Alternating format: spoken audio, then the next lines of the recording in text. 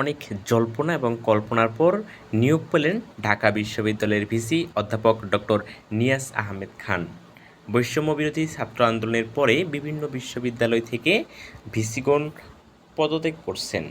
একই ধারাবাহিকতা ঢাকা বিশ্ববিদ্যালয়ের আগের যিনি ভিসি ছিলেন তিনি পদত্যাগ করার পর কে হবে নতুন ভিসি, এটা নিয়ে আসলে অনেক জল্পনা কল্পনা হয়। আসলে নিরপেক্ষ কোনো ব্যক্তি হবে, নাকি বিএমপি থেকে কোনো ব্যক্তি হবে, নাকি হচ্ছে যে কী হবে, আসলে এটা নিয়ে বেশ আপনার হচ্ছে যে জল্পনা কল্পনা তৈরি হয়।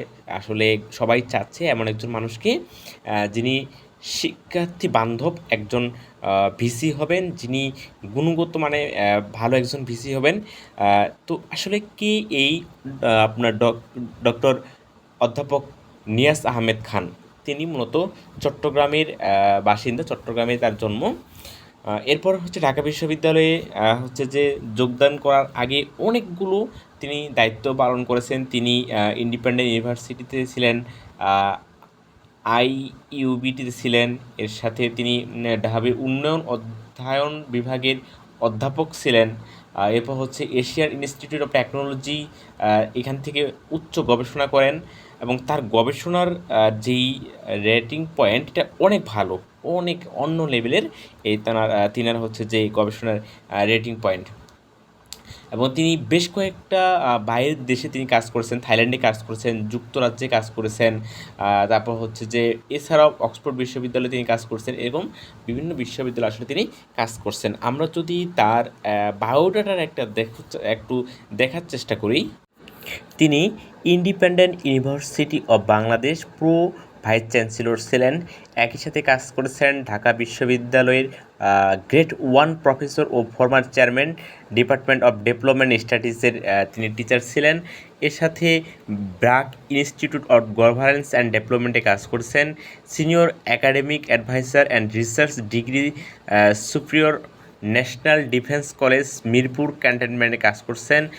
একই সাথে বিভিন্ন বিশ্ববিদ্যালয়ে, বাইরের দেশে বিভিন্ন বিশ্ববিদ্যালয়ে ভিসি এবং প্রো ভিসি ছিলেন। তিনি former executive director central for research and development রিসার্চের ছিলেন।